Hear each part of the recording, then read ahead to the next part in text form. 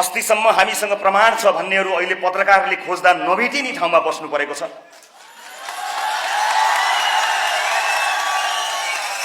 सहकारीको पैसा लियो र खायो भन्नेहरूले सहकारीको पैसा लिएको चाहिँ होइन रहेछ तर भन्दै बोली लरबराएको शब्दजाल बुनेर बस्नु परेको छ। संसदीय समितिले प्रश्न भन्यो कि सहकारीबाट रवि लामिछानेले एक पैसा लिएको भेटिएन। कुरा फेर्दा फेर्दा अब एक दिन उनीहरू ग्यालेक्सी टिभी हेर्नेहरू पनि सहकारी ठग हुन् भन्ने निष्कर्षमा पुग्न सक्नेछन्। राज्यका सारा संरचना लगाएर मलाई पुर्न सकिन्छ कि भनेर खनेको खाल्डोमा कांग्रेस आफै खस्यो, एमाले आफै फस्यो। आज सिङ्गो देशलाई साक्षी राखेर स्पष्ट र ठूलो आवाजमा भन्न चाहन्छु, इतिहास तपाईले कोर्नुभयो, भविष्य हामी बनाउँछौं। अबको 3 वर्ष उनीहरूको ध्यान एक अर्कालाई कुनै हालतमा पनि नचिड्याउने र सत्ता टिकाउनेमै केन्द्रित हुनेछ। अर्थात् 34 वर्षको षड्यन्त्रको निरन्तरता।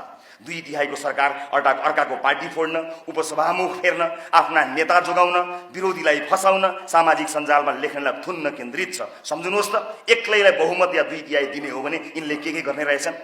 यिनका प्राथमिकता के रहेछन्? नेपाली कांग्रेसका सभापति चिडिएको 1 मिनेटमा सरकार ढल्छ, यो कुरा बुझेरै हुनुपर्छ।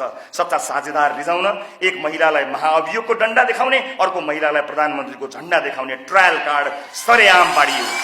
प्रिय प्रतिनिधि मित्रहरू, यो प्रतिवेदन मार्फत अरूको आलोचना भन्दा पहिला म आफ्नै कमजोरी स्वीकार्न चाहन्छु। यति धेरै आम चासोको व्यक्ति नहुँदाका बखतका कयौं निजी मामलालाई हल्का रूपमा लिनु र तिनको समयमै उचित कानुनी निकास दिन नसक्नु मेरो कमजोरी भयो। राजनीतिमा लाग्नु अघि नै यसरी सबै विषय वा सन्दर्भको योजनाबद्ध उत्खनन र आक्रमण हुन्छ भन्ने कुराको सही आकलन मैले नै गर्न सक्नु पर्थ्यो। हुन त कुनै पनि आरोप सत्य छैनन्, तर जति प्रश्न उठे त्यति पनि ठाउँ दिन हुन्न थियो भन्ने ठान्दछु। मेरा कुनै बेलाका गैर राजनीतिक तथा अत्यन्तै व्यक्तिगत विषयको भारी सिङ्गो पार्टीले अनाहकमा बोक्नु पर्यो।